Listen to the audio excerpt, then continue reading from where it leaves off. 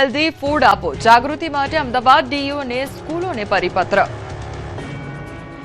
અમદાવાદમાં બાળકોના લંચ બોક્સમાં વધતા જંક ફૂડને લઈને અમદાવાદ જિલ્લા શિક્ષણાધિકારી સખત બન્યા છે। ડીઈઓ દ્વારા અમદાવાદની તમામ શાળાઓને પરિપત્ર જારી કરી સૂચના આપવામાં આવી છે કે વિદ્યાર્થીઓ હેલ્ધી ફૂડ લાવે તે માટે વાલીઓને જાગૃત કરવામાં આવે। વિદ્યાર્થીઓમાં વધતા ફાસ્ટ ફૂડના ચલણ અંગે ડીઈઓએ ગંભીર ચિંતા વ્યક્ત કરી છે। ખાસ કરીને દિલ્હી એમ્સમાં ફાસ્ટ ફૂડના કારણે ધોરણ 11ની વિદ્યાર્થીનીના મોતની ઘટનાને ગંભીરતાથી લેવામાં આવી છે। શાળાઓને સૂચના આપવામાં આવી છે કે બાળકોના આરોગ્ય માટે લંચ બોક્સમાં ઘરેલું અને પૌષ્ટિક ખોરાકને પ્રોત્સાહન આપવામાં આવે। ડીઈઓએ કહ્યું કે બાળકને જેમ મોબાઈલના દૂષણથી બહાર લવાય છે તેમ જંક ફૂડથી પણ બહાર લાવવાની હાલના તબક્કે સવિશેષ જરૂરિયાત છે। તેમણે કહ્યું કે દિલ્હી એમ્સની ઘટનાએ તમામ લોકોની આંખો ખોલી દીધી છે।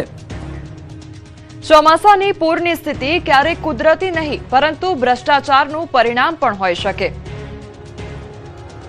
જૂનાગઢમાં દર ચોમાસે સર્જાતી પૂરની સ્થિતિ એ કુદરતી આફત નહીં પરંતુ વગદાર બિલ્ડરો અને ભ્રષ્ટ વહીવટીતંત્રની મિલીભગતનું પરિણામ છે। તાજેતરમાં ડ્રોન દ્વારા લેવાયેલી તસવીરોમાં ખુલાસો થયો છે કે ઝાંઝરડા રોડથી ઓધડનગર સુધીના કુદરતી વોકળાઓ પર ગેરકાયદેસર દબાણ કરી બહુમાળી ઇમારતો અને સ્લેબ ખડકી દીધા છે, જેના કારણે કુદરતી જળપ્રવાહ અવરોધાયો છે અને સ્થાનિકોના ઘરોમાં પાણી ભરાવાની સમસ્યા સર્જાય છે। સૌથી ચોંકાવનારી બાબત એ છે કે વોકળાઓને જુડાના સરકારી નકશાઓમાંથી ગાયબ કરી દેવામાં આવ્યા છે।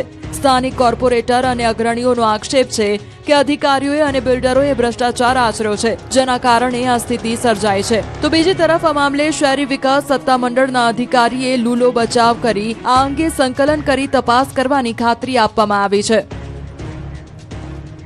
મહેસાણા નંદાસણ ગામની પસંદગી સ્પેશિયલ ડેવલપમેન્ટ પ્લાન અંતર્ગત કરાઈ।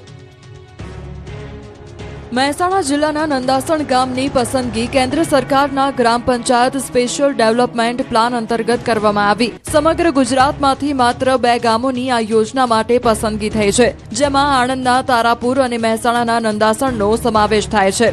સેપ્ટ યુનિવર્સિટીના સહયોગથી તૈયાર કરાયેલા 5 વર્ષના રોડમેપ તૈયાર કરવામાં આવશે, જેમાં નંદાસણને આધુનિક શાળાઓ, સ્કિલ ડેવલપમેન્ટ સેન્ટર અને સોલાર સુવિધાઓથી સજ્જ કરી એક મોડેલ વિલેજ બનાવવામાં આવશે। આ પ્રોજેક્ટનો મુખ્ય ઉદ્દેશ્ય શોપિંગ સેન્ટર અને ટાઉન હોલ જેવા માધ્યમો દ્વારા પંચાયતની પોતાની આવક ઊભી કરી તેને આત્મનિર્ભર બનાવવાનો છે, જે ભવિષ્યમાં અન્ય ગામો માટે પણ વિકાસનું ઉત્તમ ઉદાહરણ પૂરું પાડશે।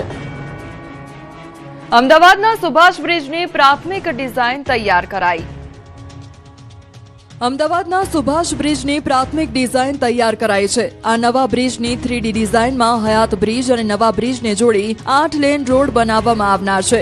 સુભાષ બ્રિજ 2 લેયરમાં બનશે નવો બ્રિજ, ત્યારે 250 કરોડના ખર્ચે બનનાર નવા બ્રિજનું સોમવારે ટેન્ડર પ્રક્રિયા હાથ ધરાશે, જેમાં 2 ફેઝમાં આ બ્રિજની કામગીરી કરવામાં આવશે, જેમાં પ્રથમ ફેઝમાં હયાત બ્રિજને રિપેર કરવાનો રહેશે, જ્યારે બીજા ફેઝમાં નવો બ્રિજ બનાવવા કામગીરી કરવામાં આવનાર થશે। 52 વર્ષ જૂના સુભાષ બ્રિજને હવે નવું સ્વરૂપ મળશે। સુભાષ બ્રિજનું રિસ્ટોરેશન અને વિસ્તરણ કરાશે। બ્રિજની બંને બાજુ ₹250 કરોડના ખર્ચે નવા લેન બનશે। આ યોજના અંતર્ગત વર્તમાન બ્રિજની સલામતી, ભવિષ્યની ટ્રાફિક માંગ અને લાંબા ગાળાની ઉપયોગિતાને ધ્યાનમાં રાખીને 2 ફેઝમાં કામગીરી હાથ ધરાશે। સુભાષ બ્રિજ રાણીપ અને શાહીબાગ વિસ્તારને જોડતો એક મહત્વપૂર્ણ માર્ગ છે અને આ ટ્રાફિકને ધ્યાને રાખીને બ્રિજ તૈયાર કરાશે।